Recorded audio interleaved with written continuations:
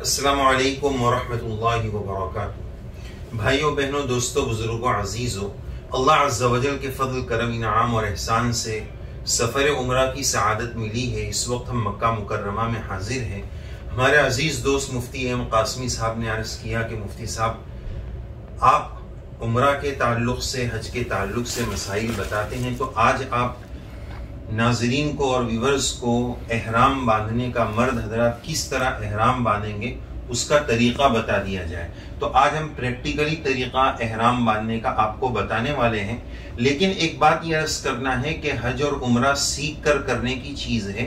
बहुत सारे लोग ये समझते हैं कि जिसने ये चादर बांध ली, जिसको उम्रा की चादर, एहराम की चादर बांधने का तरीक़ा आ गया, गोया उसको हज और उम्रा आ गया, और ये नहीं आया तो गोया कुछ नहीं आया। यानी इसको बहुत बड़ा टेंशन का मसला बना लेते हैं। ज्यादा फिक्रमंद होने की जरूरत नहीं है। ज्यादा डर लोग हज में रखते हैं, चूंकि वहां 6-7 दिन तक उसको बांध कर रखना है, तो इसलिए वहां ज्यादा डर रहता है। और एक डर की वजह यह भी होती है कि बहुत सारे इलाकों में, बहुत सारी जगहों पर रात को लुंगी पहनने का रिवाज नहीं होता है। मर्द हजरात कोई और चीज पहनते हैं, रात के लिए वो अलग शलवार रखते हैं, अलग चीजें रखते हैं। लुंगी पहनने का रिवाज कम रहता है, तो इसलिए भी वो लोग डरते हैं। तो इसमें भी डरने की कोई बात नहीं है। एहराम की हालत में मर्द हजरात के लिए बॉडी के शेप पर सिला हुआ पहनना चूंकि मना है और ये पाबंदी है, उस पाबंदी पर अमल करने के लिए मर्द हजरात ये एहराम की चादर पहनते हैं। तो आइए हम आपको बताते हैं कि किस तरह इसको बांधना है। एक बहुत अच्छा और आसान तरीका हम आपको बताने वाले हैं, लेकिन ये भी समझ लें कि ये तरीका कोई लाजिम और जरूरी नहीं है। जिसको जिस तरह सेट होता हो उस तरह वो बांध सकते हैं। तो आइए नाजरीन, हम आपको इसका प्रैक्टिकली तरीका बताते हैं कि किस तरह चादर बांधनी चाहिए। तो इस तरह ये चादर हम पहले अच्छे से खोल लेंगे, और बहुत ध्यान से इसको देखने की जरूरत है। पूरी चादर इस तरह खोल लें। चादर जो होती है वो 2 किस्म की होती है, एक टॉवेल वाली होती है और एक ये कपड़े वाली होती है। तो उमूमी तौर पर हमारा मशवरा ये होता है कि नीचे टॉवेल वाली बांधी जाए और ऊपर कपड़े वाली बांधी जाए, तो उसमें आसानी है।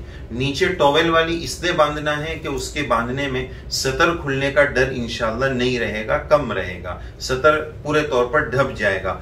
ऊपर कपड़े वाली इसलिए बांधना है कि यहाँ गर्मी ज्यादा होती है, तो अगर टॉवेल वाला होगा तो पसीना ज्यादा निकलेगा। तो आइए हम तरीका आपको बताते हैं। ये जो इसके दोनों कॉर्नर हैं, दोनों छेड़े हैं, दोनों किनारे हैं, इसको पहले अच्छे से पकड़ लें, बीच में सेंटर में आ जाए और अच्छे से इसको इस तरह पकड़ लें। एक जो किनारा है, छेड़ा है किनारा, इसको अंदर की तरफ लेना है, दूसरे को बाहर की तरफ रखना है। ये मेन है। कौन सा छेड़ा और किनारा कहां लेना है उसको बराबर देखना है। एक को अंदर लीजिए और एक को बाहर रखना है।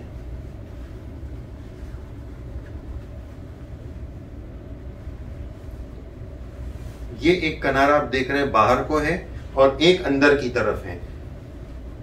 इस तरह उसको अच्छे से सेट कर लेने के बाद अब ये जो है ना केरला में लोग जो लुंगी पहनते हैं, दिन भर वो लोग पहनते हैं, बीच में से वो सिली हुई भी नहीं रहती। तो ये जो स्टाइल है ये केरला वालों की लुंगी बन गई। अब जहां से ये हिस्सा खुला हुआ है इसको अंदर की तरफ इस तरह बांध लें, अंदर की तरफ ले लें,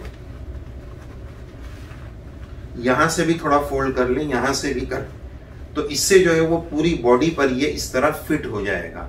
ये आसान तरीका है, बहुत जल्दी से हम एक बार और बता देते हैं। एक किनारे को अंदर की तरफ लेना है, दूसरे को बाहर की तरफ रखना है,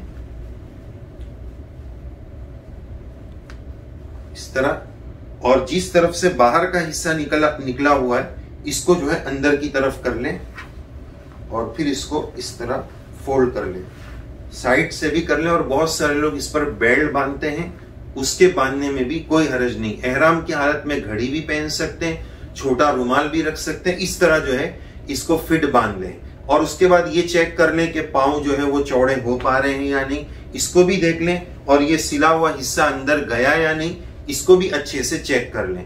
तो ये तो नीचे का हो गया, उसके ऊपर आप बेल्ट बांधेंगे। बेल्ट का एक फायदा ये होगा कि ये मजबूत रहेगा, सेट रहेगा। दूसरा, एहराम की हालत में कोई पॉकेट और जेब नहीं होता है, तो जो बेल्ट होता है उसमें अच्छे जेब होते हैं, सेलफोन रखना, जरूरी पैसे रखने के लिए वो काम आएगा। अब आइए ऊपर का एहराम। जो ऊपर की चादर है उसके लिए तो कोई मसला है ही नहीं।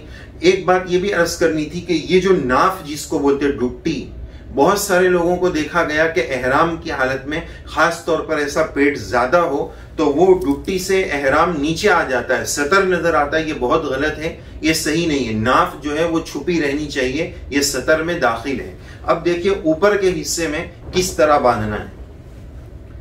ये एक तरफ के हिस्से को इधर फिट कर देना है, अंदर डाल देना है। दूसरी तरफ के हिस्से को इधर फिट कर देना है, अंदर डाल देना है। दोनों तरफ से इस तरह लॉक हो जाएगा।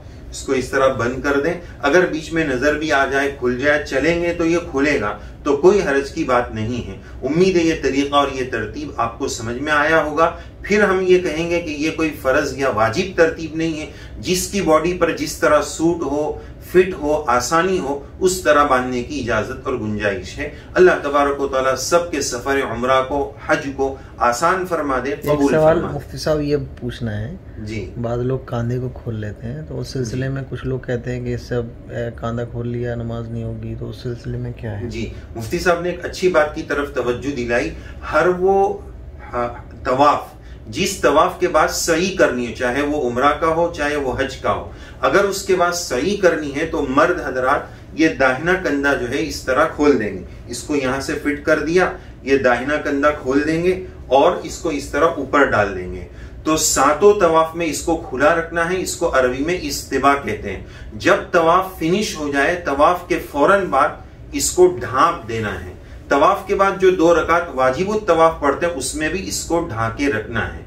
लेकिन भूल से अगर किसी ने खुला रख दिया और खुली हालत में वो दो रकात पढ़ ली तो इंशाअल्लाह नमाज अदा हो जाएगी, नमाज पर कोई असर नहीं पड़ेगा। क्यों? मर्द हजरात के लिए ये सतर का हिस्सा नहीं है, तो इसलिए नमाज हो जाएगी। बेहतर यह है कि उस सूरत में तवाफ पूरा होने के बाद ही इसको फौरन ढांप कर इस तरह अपने ऊपर कर ले। उम्मीद है ये तरतीब आपको समझ में आई होगी। अल्लाह अमल की तौफीक से नवाजे। जज़ाकुमुल्लाह। अस्सलामु अलैकुम।